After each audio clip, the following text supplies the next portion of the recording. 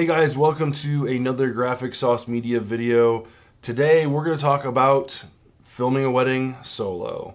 This is going to help you be better prepared and make sure that you've got everything you need set in stone, ready to go for that solo event that you're going to be filming. Let's go ahead and get into today's video.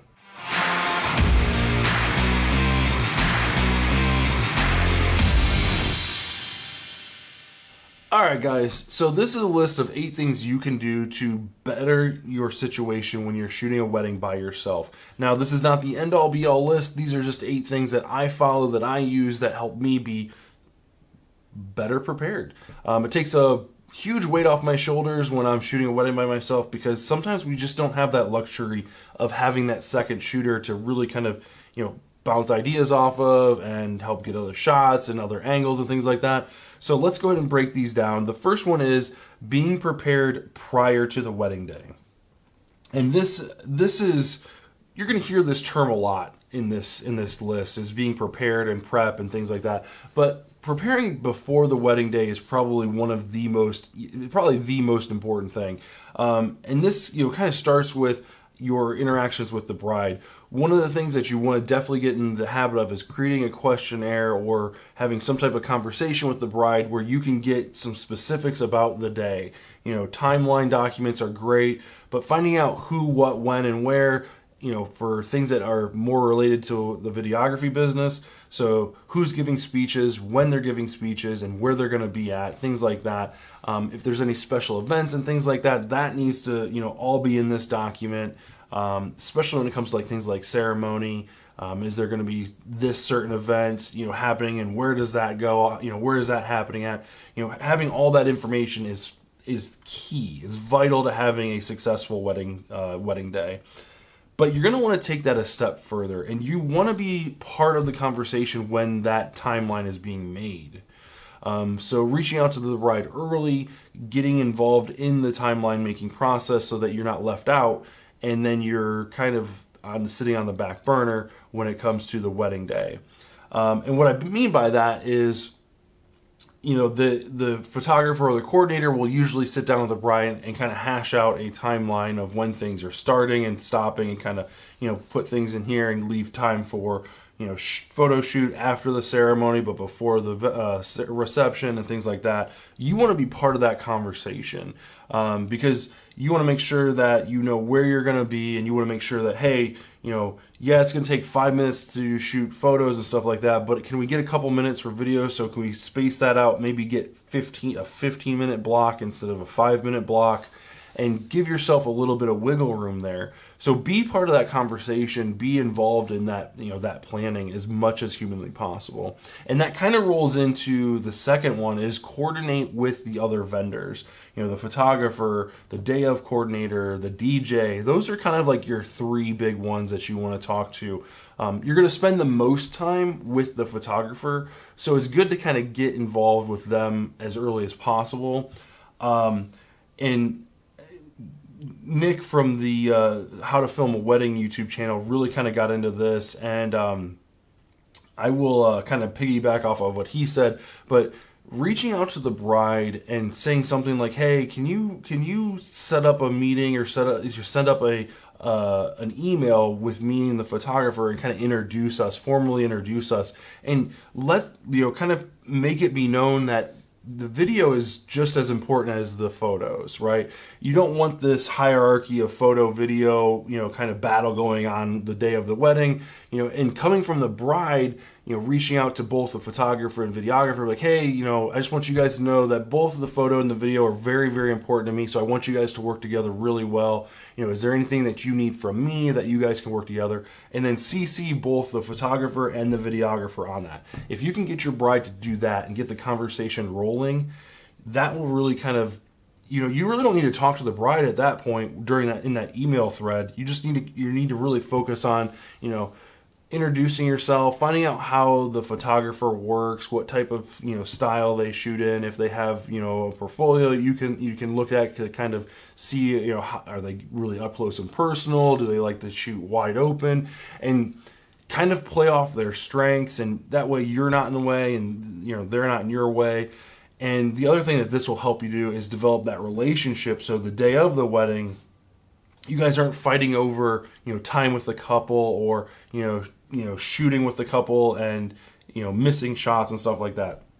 Because there's nothing worse than, a bride getting her video back and all it is still video shots of what the photographer, took and delivered like a month earlier. Because we all know photographers deliver before the videographer. So they're going to beat you to the punch.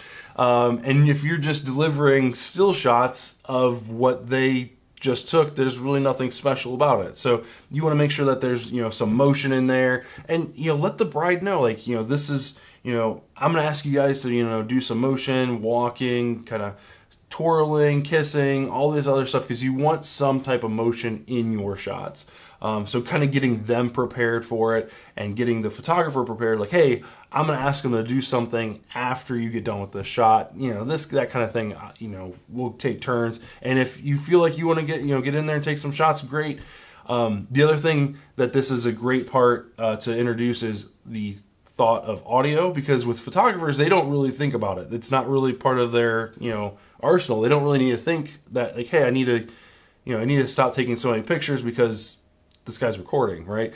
So, let them know, like, okay, so for me, the letter reading and stuff like that, that's a really big part.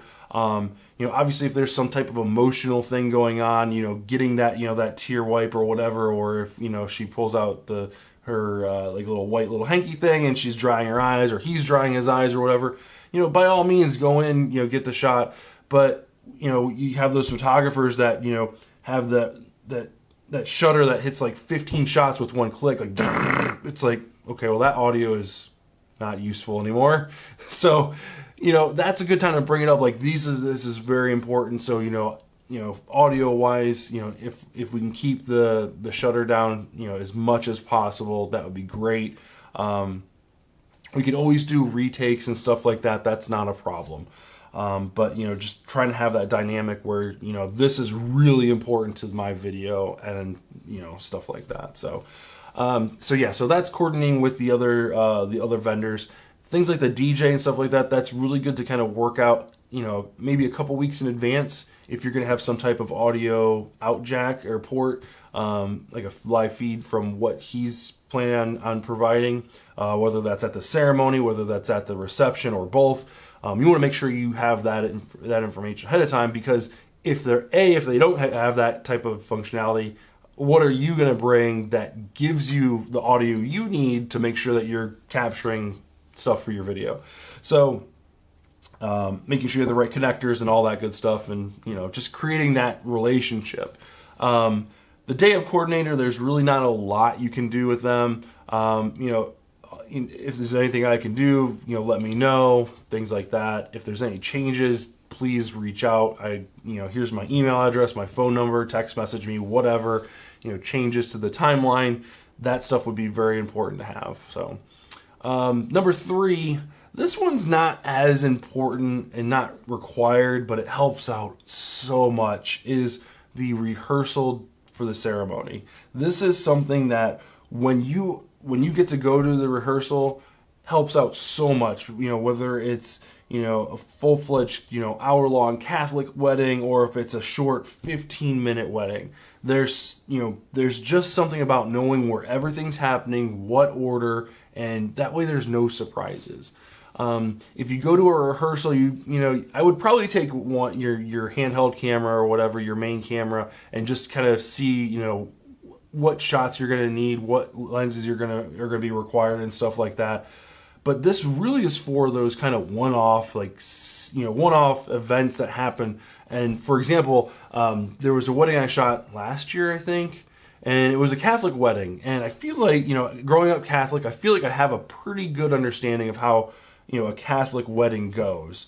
And at least I thought I did. And everything was going normal with this wedding that I was at. And all of a sudden, I'm getting ready for, I don't remember exactly where it was at, but I was getting ready for a big point in the wedding event, right? And the couple stand up and they grab a flower, they each grab a rose, and they walk over in front of the altar, and they start walking away from the altar. I'm like, where are they going? What are they doing? What's going on? Like, I had no clue. And they were actually doing this thing called Roses for Mary or Flowers for Mary, where they would take flowers over to the statue of Mary and place them at their feet and say a prayer and stuff like that. And I had no clue they were going to do that. Not a clue, right? And that's something that would be awesome. You know, I've got places on my timeline for, you know, special events or special things that want filmed during the ceremony. It wasn't mentioned in there, and I don't blame them. That's not like this something they would have said like, oh yeah, we have to have this filmed. But it's nice for the wedding film to have it, you know, the ceremony film to have that actually captured and captured well. So at any rate, you know, something like that where, you know, you come to the rehearsal and you see like, oh, hey, that's something that's happening over there. So rather than being over here adjusting my camera for the next thing that's going to happen, I can go over there and shoot that. So it just helps with knowing when and where. And I know this is like, you know, it's kind of one of those things where it costs extra money to do this. And should you charge the client for it? Should you not charge the client for it? A lot of our weddings are up north in the Cleveland area, so it's about 3.5 hours away. So for us to do this, we would have to leave work early on Friday. B, we would have to have a hotel rental so that we'd spend the night from Friday to Saturday. So those are two big things for us. And you know, on top of that is having someone watch the kids and stuff like it's a huge mess to be able to do this, and I understand that. But if you can manage it, you know, for our Dayton weddings, when we're able to do that, it just makes everything go so much smoother, and there's just no surprises. So number 4 is entering in the locations of your day into your phone ahead of time. This kind of goes along with like preparation and being prepped for the wedding day. But this is a little more specific, and I love using Google Maps for this because they allow you to make a folder and keep addresses inside that folder. You can name the folder. So what I do is I name the folder the couple, you know, the bride and the groom, and then they let you type in the address and you can name the address, right? So bride prep, here's the address. Groom prep, here's the address. Ceremony, here's the address.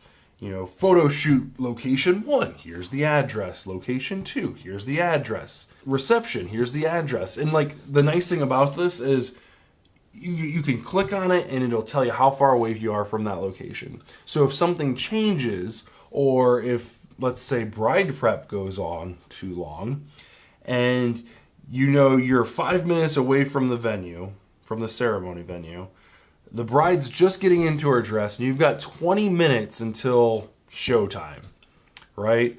So you've got a 15-minute window of time right there until you're running late, right? So, you know, basically it gives you this, you know, this exact time, like, hey, and it includes traffic too, which is fantastic. So if there's a big traffic accident, you know, it'll reroute you, or it'll tell you, you know, slow traffic, and it'll add to the time. That's phenomenal. So just being able to manipulate and understand like exactly what time you need to leave and how long you need to leave to get to point A and point B.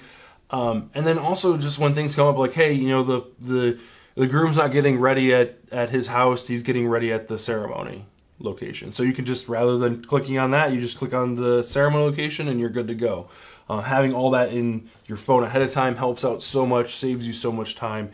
And you don't have to like memorize like, okay, Smith Street is the groom's house and Lee Street is the bride's house and the venue is on 53rd and the reception is on Siebenthal, or whatever the case may be. You don't have to remember those like, specific locations. You just have to remember like, okay, we're going to the ceremony, click, and you're off to the races. Get that information ahead of time, get it into your phone, and let that be that. So number 5 is pack your bags with intent. Understand that if you're going to be going out with the couple and you're shooting like their portraits and stuff like that, you don't want a huge rolling bag with all your tripods and your lights and stuff like that. You want to have a backpack that has your camera, a microphone, probably your lapel mic just in case you need it, a shotgun microphone, a couple extra batteries, and that's pretty much it. You know, you can carry your monopod with you or whatever, but you want to be able to be carrying things light and easy. I used to carry 2 bags, a rolling case and a backpack. I've since expanded that to a rolling case that has my monopod lights and tripods in it, and then a rolling case that has like my, batteries, cameras, lapel mics, and kind of lenses, like everything that if I lose everything else, this box right here will let me continue doing my job. Right? I can film a wedding without a tripod. Like, it's not necessary. It's nice to have, but at any rate, but I'm not going to carry this 3-body camera box if I'm going out shooting portraits with the bride and groom. No, so that's what the backpack's for. So the backpack always is empty, and then when we're getting ready to go shoot, bride prep and stuff like that, I'll start loading up the backpack with camera body, extra batteries, lens, shotgun microphone, stuff like that. So just be prepared that you want to make sure that you're packing with intent and not overpacking something, carrying too much, too far, and things like that. It makes the day go smoother. You don't have to carry as much as far, and you can just kind of plan out like, okay, I'm dropping this off here so that it's ready for the ceremony. I'm going to carry this bag with me, for the rest of bride prep and groom prep, and then I'll kind of re-coordinate before the ceremony begins. Number 6, setting up what you can ahead of time. I cannot tell you how big of a deal it is to have your tripod set up at the ceremony before bride prep even begins. If their ceremony venue is already set up, chairs, altars good, stuff like that, go there first, set up the tripods. This will also give you an opportunity to film, kind of the establishing shots for the ceremony. Before anybody gets there, which is nice. That's perfect. But getting things set up ahead of time, so like, your microphones, your tripods, you probably wouldn't want to leave cameras on tripods when you're not there, but you can definitely get, lenses hooked up, memory cards put in, you can get, memory cards formatted, make sure your sleds are on your, on your mounts and things like that, and just make sure that everything's framed up with the cameras or the tripods where you want them.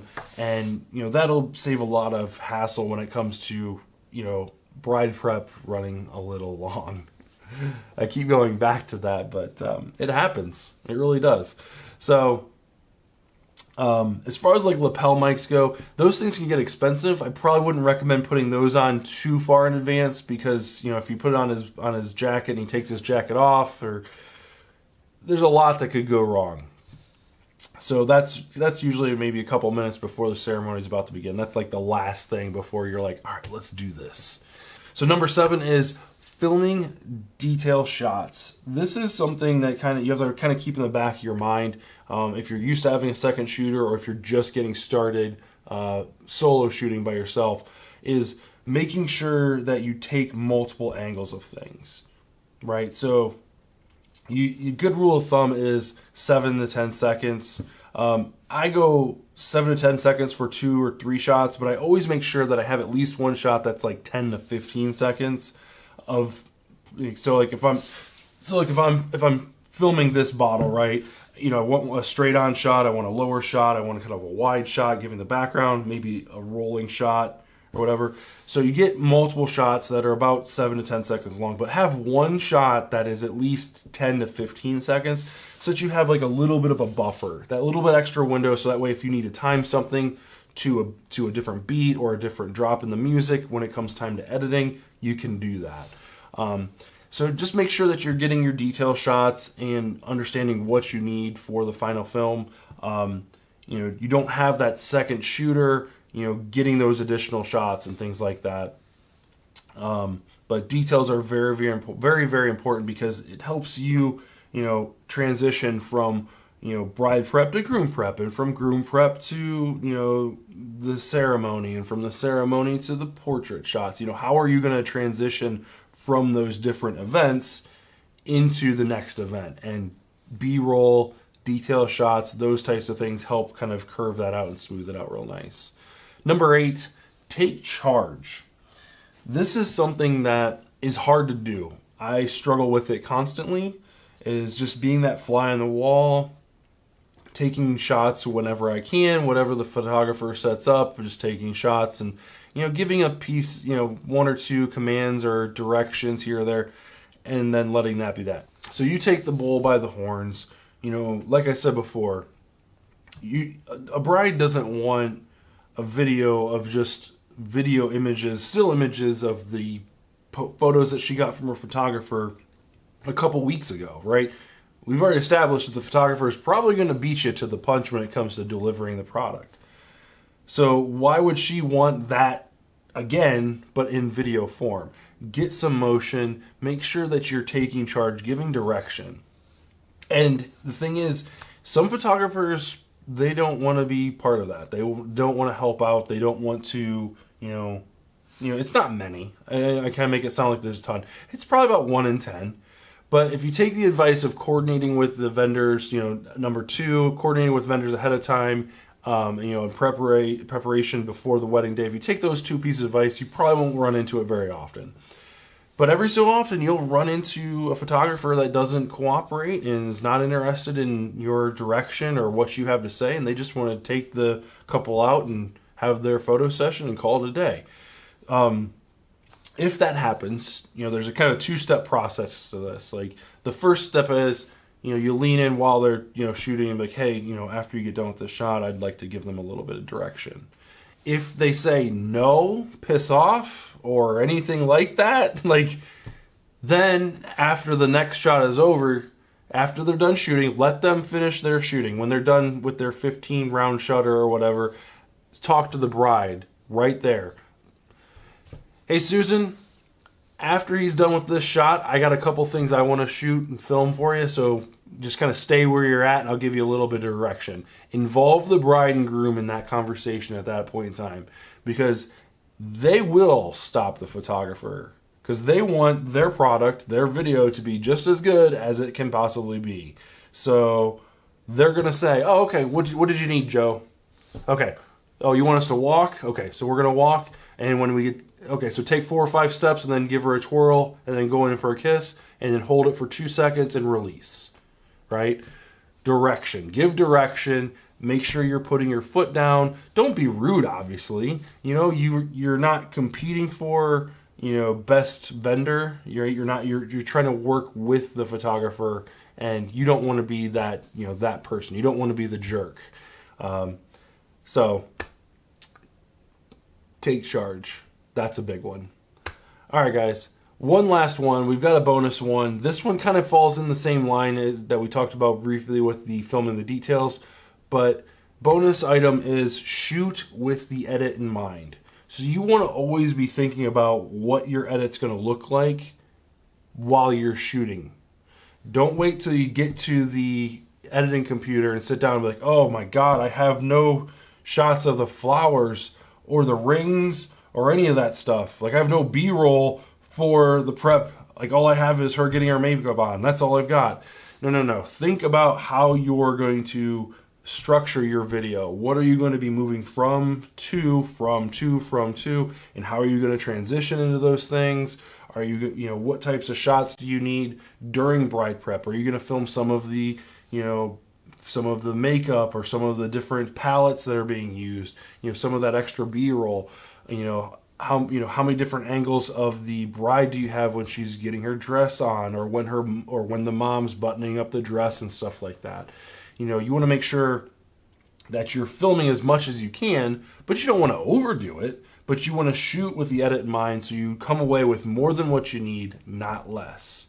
Having more is always better. It takes more time to go through it, but having less footage is a big problem because there's no going back. So shoot with the edit in mind. It's a very common phrase, but it's definitely one to keep in mind when you're on your wedding day. Film with the edit in mind. So, all right, guys, that's my 8 tips plus 1. Thank you so much for watching. Make sure you get subscribed to the channel. Leave a like if you enjoyed the list.